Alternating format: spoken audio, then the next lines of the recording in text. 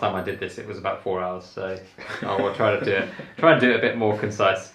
So today we've been at Villa Bavarian near Derby, which is my local Cervélo dealer, and we've been building up one of the new Cervélo ZHT5 mountain bikes. I then thought it'd be quite good to actually sit down and have a chat with Luke, who is the big boss at Villa Bavarian, about Villa Bavarian and kind of what's happening with the shop going forward. My name's Luke, I'm the Managing Director at Villa Bavarian. We're a local bike shop, we serve the local community. We have some great brands on board. It's how I got introduced to Chris via our Cervélo connections.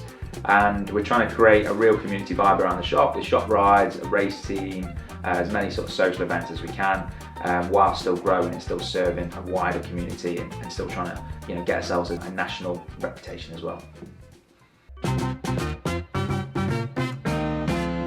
So, I'm thinking. So, I think I moved up here. Yeah, good place to start. It's a good place to start. I moved up here, kind of near here. It'll be 2 years in March. Wow. Wow. I think it is right. I do that a lot and everybody does it to me. Everybody just shoots me down. Well, there you go. So it was 2 years. It'll be 2 years in March, and the bit that I think was quite obvious to me when I first moved up here was I needed to find a bike shop, or a network of shops that I could reach out to who were local to me and who I could trust in looking after my bikes, helping with bike builds like we've done today. Yeah. And you were the first person. I hadn't even reached out to you. You messaged me saying like, look, we're a Cervélo dealer. We're based about 45 minutes away from you. Yeah. Whatever you need a hand with, let us know and we can help you out. Yeah. And that was really appreciated. Mm-hmm. I didn't expect it, but it was really appreciated. And subsequently since then we've done several builds. I think between Paul and Alex had pretty much serviced everything that I have. I think so, yeah. Pretty much everything. I think the only thing we haven't had is the R5, the new R5. We've had all the old, the old one, for the R3, for both the Sparrows. We had the Caledonia. Yeah, the Caledonia when it was the wrong size, and then the new one. Yeah. And now obviously we had the Santa Cruz. Yeah. And now we've got the ZHT. Yeah, the Chrome Cervélo. The Chrome Cervélo as well. Yeah. Who was that? Bossenhagen. Yeah. So you've helped out with all of those bikes over the last couple of years, and what I think is quite unique about Villa Bavarian is the name's German.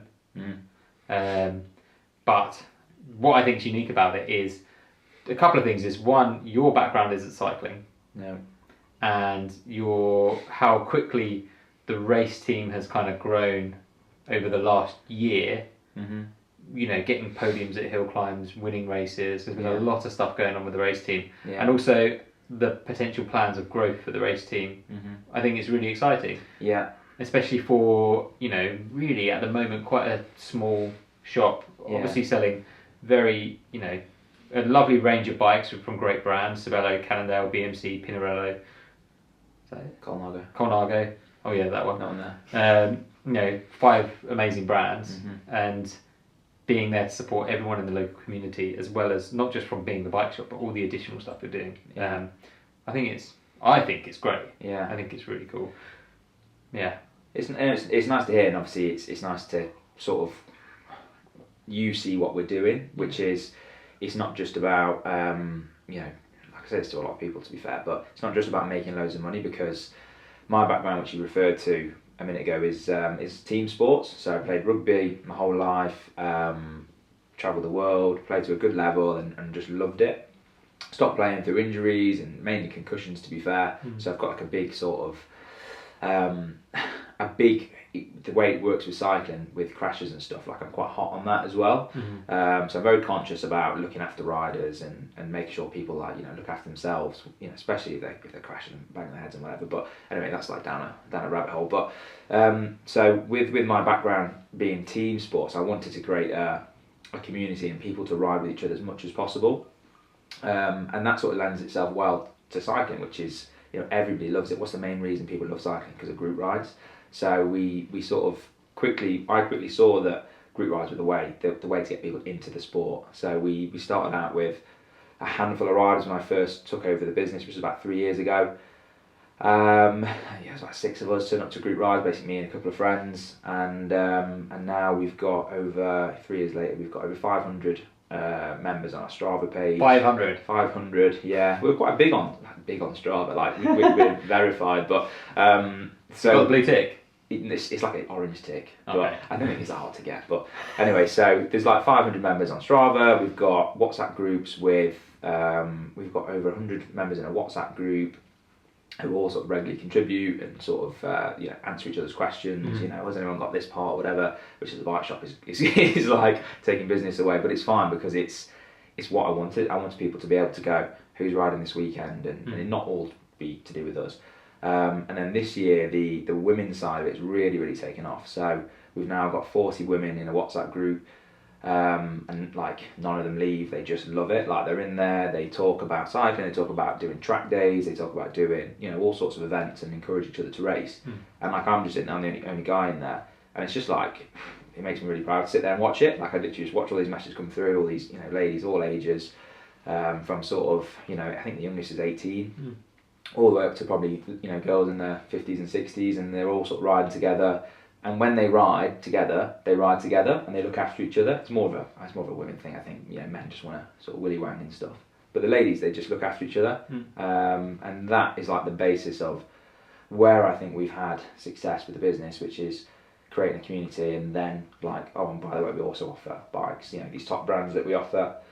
We've got Mechanic who's been doing it for 30 plus years, 30 years of industry experience. It's like what doesn't know about bikes isn't worth knowing. So we have all these services that we can offer off the back of this community that we've built. And it just seems to it's hard work, but it seems to be working, and we seem to be growing, and we seem to be sort of going where I want the business to go, which is just to reach more people and have a bigger scope of that community. So it's interesting at a point where I think in the cycling side of it, there has maybe been, maybe it's changing a bit now, but I think over the last maybe like 5 or so years, there was this real push of people realising that you could purchase online for cheaper. And now that subsequently caused a lot of independent bike shops to close down. Yeah. But I think a discussion that we had yesterday is there's ways to differentiate yourself from the brands. Fuck. Jeez Louise, just get the crap out of me. Anyway, there's ways to differentiate a bike shop out from, so you're not necessarily competing with those online retailers, because you quite frankly you don't have the buying power, you don't have the funds behind to be able to do that, and that's fine. And I think the angle that you've done incredibly well of looking for more niche brands and high-end brands is probably the way that other bike shops should be thinking of going. Personally, I don't know what your stance is. We're in a good position to be able to do that basically. So that we're fortunate we could buy into those brands. But to be honest, for example, the first buying we did with, I don't know, say Prunello or Komoot or even Cervélo, like it's a handful of bikes, and I just took the punt and said we want to be dealers. Stuck my hand up, same way I messaged you. Come to us. Just sort of ask. Don't ask, you don't ask, you don't get. Yeah. And it's the way you pitch yourself and your business, and obviously the promises that you make to and keep. And obviously if you want to have them relationships with the brands, they're global brands, they have very strict protocols and stuff that you have to stick to, and you make the promises and you stick to them, and you make it work, and that has benefited obviously us as a shop, but then people around here. If you're buying a Cervélo, do you really want it just to turn up in a box offline, and then you just have to scratch your head, then find a local Cervélo dealer to build it? And they're like, well, if you come to us from the start, we could have looked after you a bit better.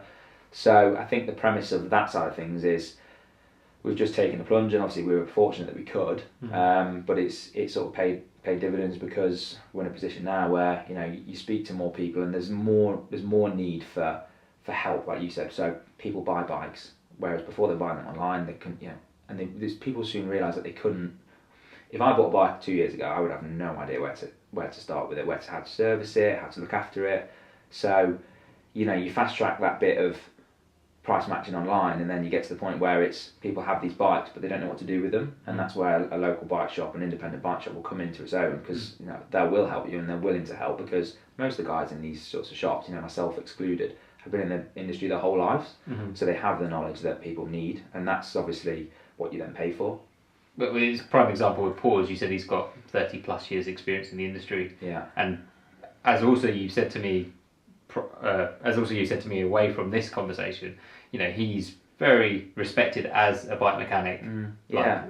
Around the area very well. Well, you're a good example of it. The cycling community is very small. You know, most people know who you are, and that's partly because, you know, like when I message you with a cheeky message saying, you know, come to us, you're responsive and you speak to people, because you also get that it's a small community of people, and you know, you've introduced me to brands and to people that I probably thought were sort of out of touch, and you know, you realise that everybody knows somebody from somewhere else, and they're all sort of very interwebbed. Yeah, exactly. And it's a niche sport, and it's growing, but it's a very niche sport. You know, 10 years ago you were sort of a bit of an outcast if you were commuting to work on a bike. There's not many people doing it, whereas now you look at countries in Europe that do it, you know, a lot better than what we do it, but so many more people are commuting, so many more people are interested in getting out of the weekends, and it's just a growing sport, which is like what we really want to help. You know, we really want to, you know, help facilitate that in this area. And I guess as well, the brands that you're stocking here, it's the kind of the brands that would probably be, if you were to purchase a Cervélo or whatever brand it is, that is your maybe second or third bike. Yeah. You've kind of purchased your first road bike, and then you've maybe had your second one, which is like a bit of an upgrade, and you're looking for that like serious upgrade in performance, quality, spec, whatever it is. Yeah, definitely. I mean, that's definitely the more traditional approach. Now you find more so now that people shoot straight in and buy a nice bike because it's just, they like the look of it. Yeah, they like the look of it, and like, you know, for example, this behind us, like somebody might come in and just go, all my mates ride bikes, they've all been riding a few years, you know, instead of buying something, you know, entry level, I'm just going to go straight in because I like the look of it, and it's a different sort of market now, I think, very slightly. Yeah. But it's just like everything, isn't it? Everybody wants it now. It's that sort of thing. Yeah. You know, especially if they're just riding at the weekends, you know, they might buy one bike and have it for the next 10 years, sort of thing. You know, it's not like they're training on it, so it's not a tool. It's just it's a nice thing. It's like a nice sports car to take out at the weekends.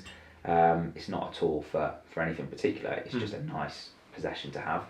Now, how do you think? Like, I think that the pandemic really changed cycling for a lot of people, in the sense that it became, when we were allowed to have, like, you know, an hour of exercise or whatever it was, it felt like there was a massive growth in cycling for that year and a half, and then some brands have said that that's now completely gone. Like, what's your stance on that? Well, I think for us as a shop it was great because more people came in, so it was just more footfall, more people wanting to ride bikes. It's like referred to as like the golden era of cycling. Maybe Boris Johnson said it, I don't know. Maybe somebody else, but somebody said it was like a golden era for cycling in terms of getting people commuting, you know, a different way of life and a different way of looking at things, because everybody reassessed things in COVID. I lost my train of thought totally. What was I saying just then? Golden era for cycling. Boris Johnson said it. How did it affect us? How did it affect you as a business? Yeah. Yeah. So the way that affected us as a business,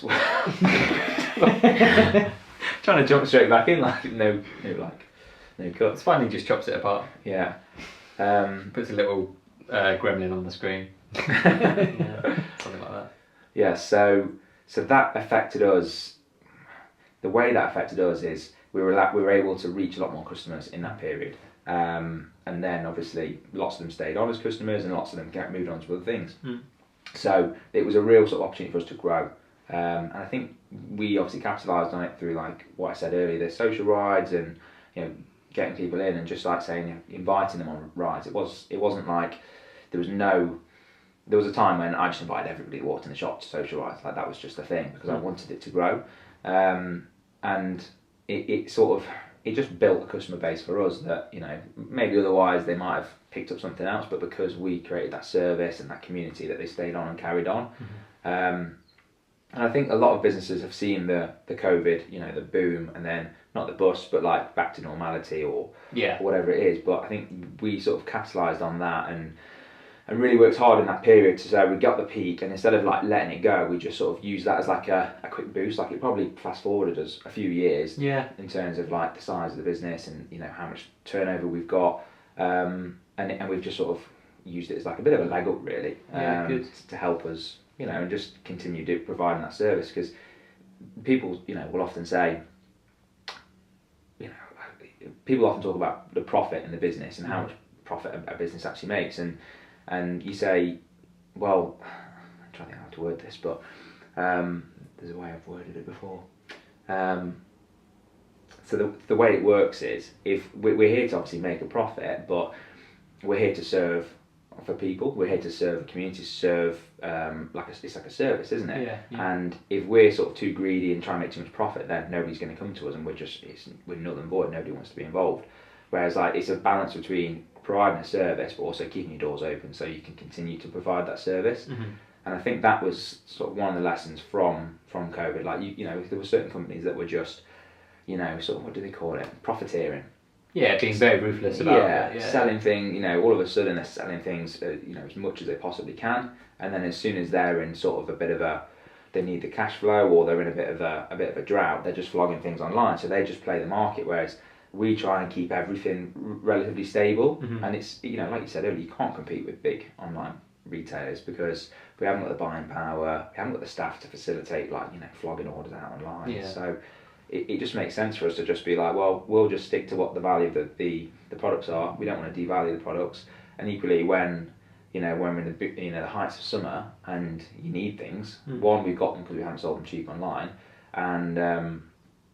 and two, what's the second thing? What was it? We could put it in store. Yeah, like I don't know. Two, like we're I don't know what the word is. We're not sort of taking advantage. The second thing is like we're not taking advantage of you, because we're not then saying buy offers when we're struggling, but when you need it, no mate, it's sold out, sort of thing. It's we're always sort of a level playing field. I think that's important. I think you've got to respect the products that you sell, because otherwise, like this brands do lose reputation because people sell them cheap online. I think that's we've seen that with like I completely agree with you, and we've seen that with where brands have gone from being I think one of the ones that I always think of, there's a couple in fact, but one that I think of quite a lot was like, you think of Boardman bikes, Chris Boardman is incredibly respected athlete in his day, sold his bikes through Halfords, and if you were to talk to someone with a time trialing background, the Boardman time trial bike when it came out was way ahead of many other TT bikes, but because of it was never sold, the time trial bike was never sold on Halfords. You could buy it only direct through Boardman. But because of the name association in the retailer it was in, it almost devalued the brand. It loses credence, doesn't it? Yeah. And nobody wants to think you're going to buy it before. You wouldn't go and buy. The car analogy is always used, isn't it? But you're not going to go and buy a Porsche or Ferrari from like a backyard garage that just sort of I don't know. Like it's like a buying experience as well. Exactly. People who want to spend that sort of money don't want to just go and think, there's bikes there that don't really pass any tests. So I think it's important that proper brands, and they stick to that hierarchy of don't flog us cheap online, because then it sort of defeats the point of having you don't pay more money for things and then you see it online 2 months later half the price. It's just like then nobody wants to spend that money. So it is dangerous. I do think it's a risky game for certain brands when they do it. I always think of the other one that I think, in a similar analogy, it's not necessarily in cycling but in furniture, like you have IKEA. IKEA has done amazing by offering quality's okay products that are very cheap, relatively design's pretty good of a lot of the stuff, but there's also the option of very basic stuff.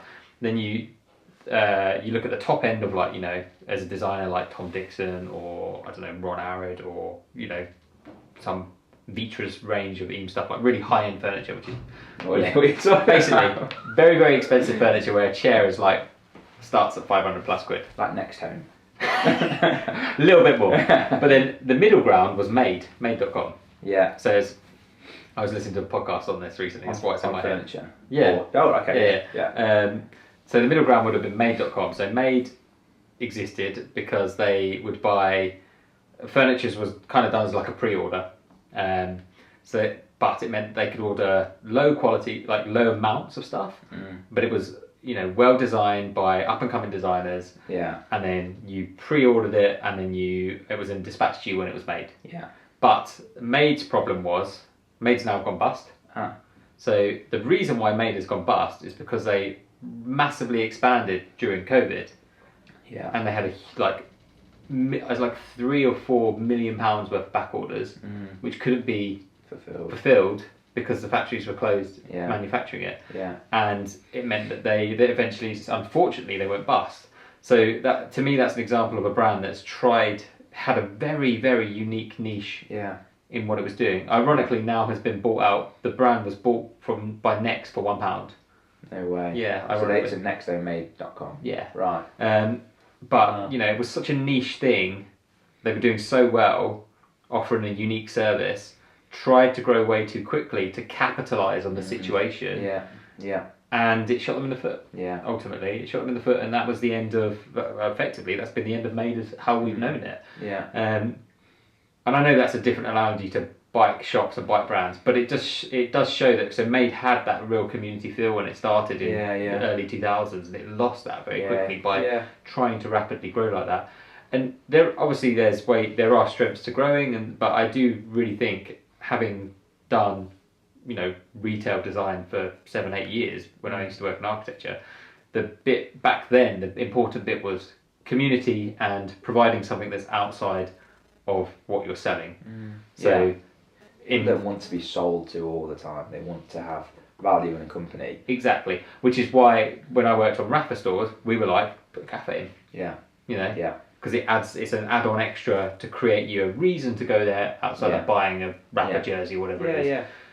And it worked. And then subsequently since then we've seen lots of other bike shops, cycling clothing brands have implemented that idea of having a cafe in. And when Rafa did it originally, that was a new way of thinking. It was a very new thing. But and long and short of it, like creating that community ultimately supports your business long term way better than ignoring the value of that, in my opinion. Yeah. And Velo Bavarian's done that in the sense of creating the community with the rides, and now the bit I'd like to go into next is with the race team. Yeah. Which, how many people have you got for it next year? So we have 30 we're about 35 riders next year. We've got between 10 and 15 women and around 20 guys. So last year was the first year, and it was born off the back of these social rides. So there was clearly guys and girls that were coming on the rides and were fit, and a lot of them had raced before, or a few of them had raced before, but a lot of them hadn't. But they were fit and they were strong, and it was like they're capable of racing. And I had the guys that were racing for the team saying, when are you going to start a race team so we can race for you, instead of just racing for a club that we're not really that that aligned with. So I said, okay, we'll start a race team. So last year we opened sort of, anyone can sign up and race. We'll get some nice kit. We've partnered with Santini, who've been really good to us. And we had 20 something people sign up in the first year, which was pretty big. I didn't really expect it. I've had some great help along the way. You met John earlier. John, massive background in this sort of venture, and he's just helped me. Without these sort of people, volunteers, it wouldn't happen. But we had 20 people sign up the first year, and we're into our second year. The one thing I said is that I wanted to have a girls' team or a ladies' team. So we opened up applications for a ladies' team, and I think we had over 20 women apply. Most of them have never raced before, so we opened this door, which was, come and race, and we'll talk you through the difficult side of it and help you through the process of, because even things like get a British cycling license are quite hard. It's not very user friendly. No, it's not, and it's that side of things that puts people off, and and then not to mention actually going to a race and pinning a number on and going through the whole stress of doing that for the first time. So we created this platform. It's like, right, come and race for us. will, we've got a team of people who just want people to race and want people to enjoy the sport to the next, not to the next level, to a different level. And if you're fast and you enjoy those fast sort of social rides or chain gangs or, those sorts of rides, then give racing a go. Like, yes, it's potentially dangerous, but, it can hurt, but it can't hurt to try, sort of thing. Yeah, like, you've got to try, especially if, if you're fortunate and you're in a position where you can get on a bike and race and do these things and you're healthy, then, give it a go. If you don't like it, you don't have to do it again. But we created this platform which was like, come and try. And then we had a sponsor for last year who was a customer who came in the shop, kindly donated or kindly sponsored the team. And then this year we had a global sponsor, a massive company, travel company. I can't actually say yet, to be fair, but it all will be revealed. So they came on board and said, we like what you're doing, we like the community approach. We could go and sponsor a pro team or, invest in, these UCI teams or whatever it might be, but we see the value in what you're doing in the community and we want to use that on our marketing platforms and they're good for that sort of stuff. So they do a lot of this sort of thing. So they call it community activations. So they'll provide money to something within a certain community, whether it's it's like a music community or something like that, and they'll help boost it and they'll help grow it. And they've done that with us. So we've got some amazing kit coming. We've they provided all the riders with kit, all the riders with casual wear, bags, all this sort of stuff.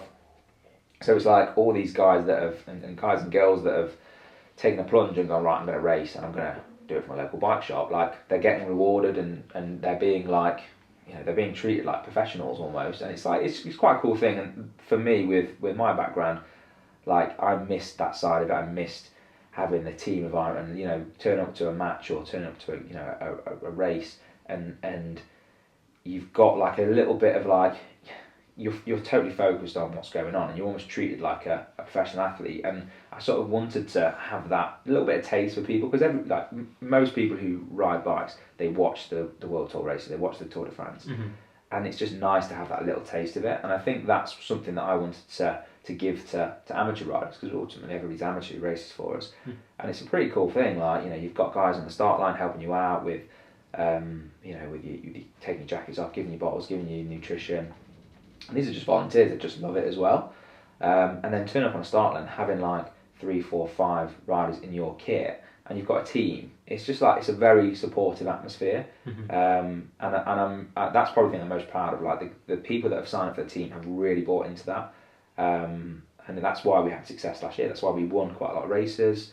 We became the #1 ranked team in the East Midlands in our first year in the regional rankings. And that doesn't really happen, like, not for a first year team. Usually you've got a handful of riders racing, many with no experience. And we had guys with no experience winning races. We had multiple guys winning their first race that they ever even tried, which was just like, it was amazing. But that was because of the atmosphere and the environment on and off the bike. So people would sort of meet up and train together, and they'd get together, after a race, or they'd stay in touch, and everything was very supportive. And obviously, like, WhatsApp's a great thing, but when somebody did something, like somebody got moved up to second cat or third cat, most of the people going from fourth to third cat. When somebody did that, like, the reaction from the team was amazing and massive. It wasn't like, everybody says cycling is a team sport, but it's not really until you get to a very decent level. It's very much a solo sport.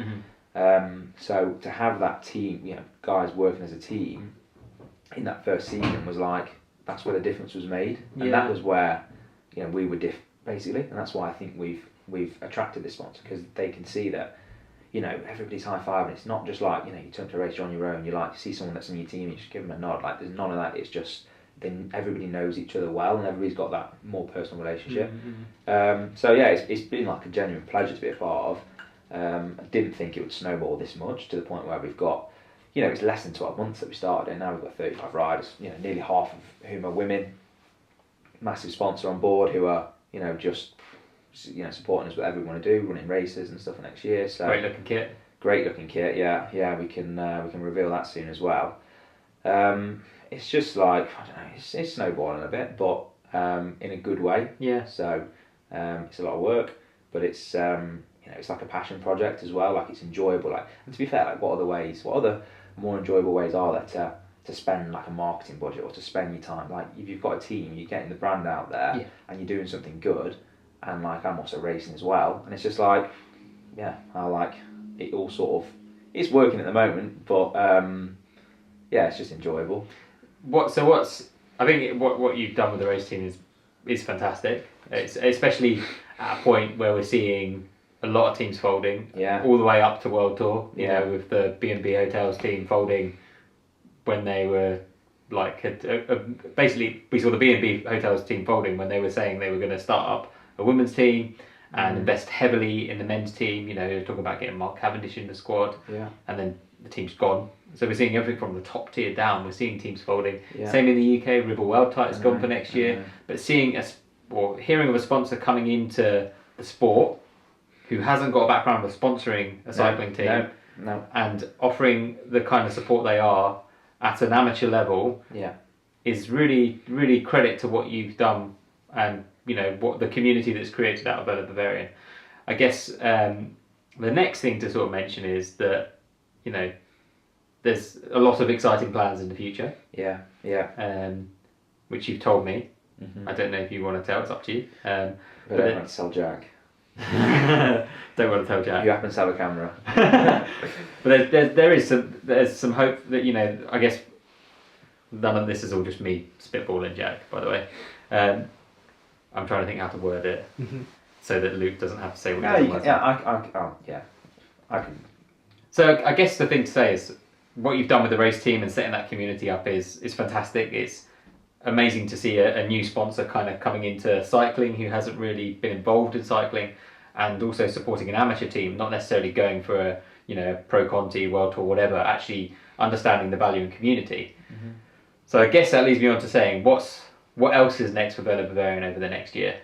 Well, I'd love to at some point, because I've got no aspirations for taking the team to be to be in the World Tour, no aspirations for even continental level. Not even really doing the tour series. Like we're just a local community, and if we can give local riders a chance to perform on a platform, and then we can help them get to the next level, I think that's sort of what I would quite like. As I say, it's very early days. It's about 12 months we've been going, but if we can, sign local riders, help them progress, help them improve, give them platform, and then also help them with, putting them in front of the right people as well through our connections, and helping them promote themselves. That's quite important for me, I think, because again, my background, it's very helpful to have somebody, not like an agent, but just to give you like a little bit of guidance and a little bit of experience, just to sort of push you in the right direction. So from the racing perspective, that's what I'd like to do. And I'd like to get more girls involved in our socials, and like more girls and women inspired by our women's team on like a local level, because we've got ladies who ride who, one of them is a doctor and she still trains, 15. I think she's training like 15 to 20 hours a week at the moment. It's more than me right now. Yeah, and it's like it's not like what's your excuse, because everybody's got different reasons, but it's like if she can do it, it's quite inspiring, and I find it inspiring personally. So I think if we can use the team and the exposure we're going to get from these sponsors to help inspire people within the community, just to give it a go, or you never know, you might find the next Mark Cavendish, or you might find the next Annemiek van Vleuten, and it could be living around the corner from the shop. And I think that is something that I want the team to help achieve. And if we end up being a feeder team or whatever for a larger, a bigger race team, then that's fine. Like I just want to help people progress, and obviously want to carry on doing our social rides. With regards to the shop itself, you touched on it earlier, like the more expensive brands might be the way to go, because then you're not competing as much with people online and the volume numbers, which are hard for us to achieve as a small business. So there is plans. I know you said about the coffee shop. That is well within the plans and well within the next 12 months to have that sort of dual attraction, like a shop, coffee shop, other things that we can sort of offer from one site. And I think when I first took over the business, it was let's create a hub, let's create a cycling hub, like a destination where people can come, people people can spend money, people can meet other cyclists, they can have a good time. You know, they don't have to spend money, they can just come in and have coffee, you know, see what we've got to offer, see what we do, sign up. You know, everything in terms of our social rides is all free. You know, you don't have to have a membership, it's just turn up. We have like safety protocols and stuff that everyone has to sort of agree to, and ride leaders, but there's no, you know, you don't have to come and you can enjoy this experience without spending a penny. And I think the next level for us is to do it on a bigger scale, at the bigger site, more to offer, so stuff like the coffee shop and donuts, yeah. That's zoom into the week. that's a discussion, private discussion. That's a bit weird now, isn't it? Like Chris is just selling us donuts on the side. Chris's donuts. I think it could work. Chris's donut. Yeah, I think it could work. So all of these things are in the plans for the next 12 months, and it's exciting. It's a lot of, you know, a lot to take on. But it's important just to sometimes chuck yourself in at the deep end, see what you can do. Yeah, you're better being in the deep end than the shallow end, basically. Completely agree. And where can people follow along what's going on with Velo Bavarian? So people can follow us on our Instagram. We're most active on Instagram, which is @VeloBavarian. We obviously have Facebook. We've got a new website which has just gone live. We have all our own custom kit, which is through Santini, who I think we're actually now the biggest custom. This might be a first reveal. I think we're the biggest Santini custom UK shop in the country. Have I worded that right? It makes sense. It's like a yeah. So I think we're the biggest Santini custom shop in the country. That's cool. So yeah, you know. That's just from your personal order, right? For you to wear. It's a different jersey for every day, every hour of the day. Different jersey, different socks. I change my socks regularly. Three pairs a week. No, day, 3 pairs a day. so my kit's XL. So it's more, isn't it? It's more fabric, more material. It's a good point. Yeah, so I get more value for money than most people. Yeah, that's why it's better to be a bigger cyclist. I think so. I mean, look at the size of these shoes. I don't know if they're in the camera, but if you bought these in like a smaller size, you're getting like a third of the material. Waterproof as well. And they're waterproof. He loves these shoes. I do want them. Cool. I've mentioned it quite a few times. Yeah.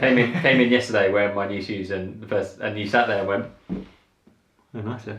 Birthday. I knew straight away they were birthday present because they were clean. They're too clean, aren't they? I've scuffed them already now. Anyway, so that's something that I want to keep progressing, like the kit that we do, and like, you know, it's great. I remember the first time I saw somebody riding past in a Velo Bavarian jersey that I didn't know who it was.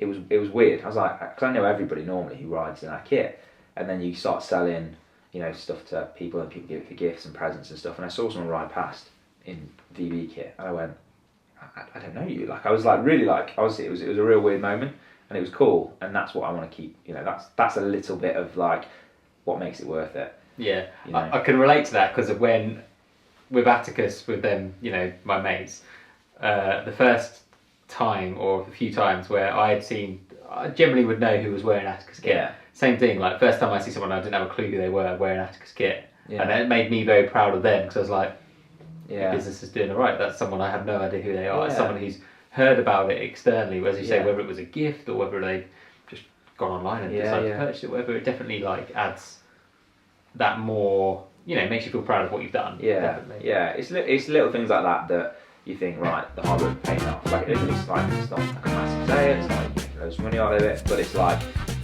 the hard work's paying off because people are seeing what you're doing, they want to be a part of it. And it's like, anyone that wears your jersey is like, we want to be part of your team, like, we want to be part of your gang, we want to be a part of the community, and that's just the coolest feeling, to be honest. Cooler than like selling a bike, so. Yeah. Thank you very much. Yeah, So, no worries. just to reiterate. Yes. Whoop. Oh yeah, back on you. It's very, very good. That's right. It was very, very You good. were very good. You were very good. You were very good. Tell the camera where can people find VB? So you can find VB. We're in Derby. We're just outside of Derby. We're in between Derby and Belper.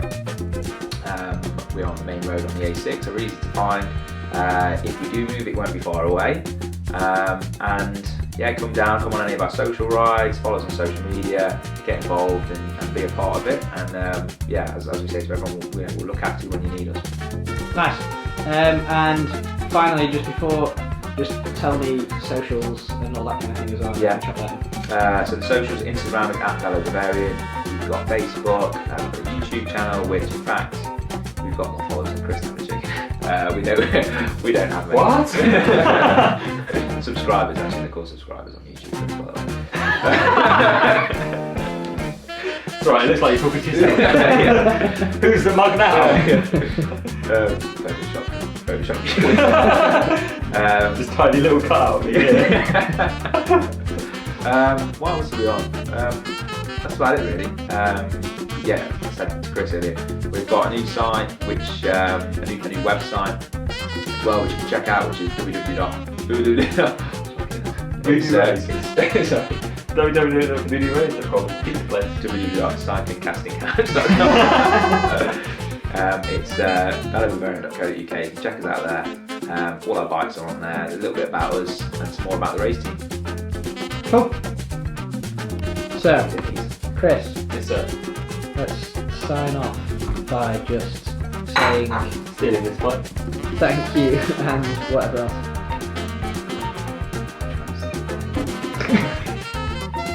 He doesn't need to steal the bike. Probably.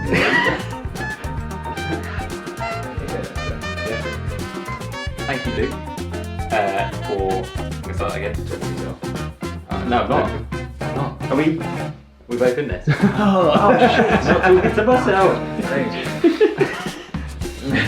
Thank you, Luke, for talking a bit about Velo Bavarian as a shop and a community. And I really think what you are doing is awesome. And I'm not trying to blow wind up, whatever the expression is. I can't remember what it is. Wind on your fire? That sounds good. Let's go with that. Sounds quite good. Yeah. I'm not trying to blow wind on your fire.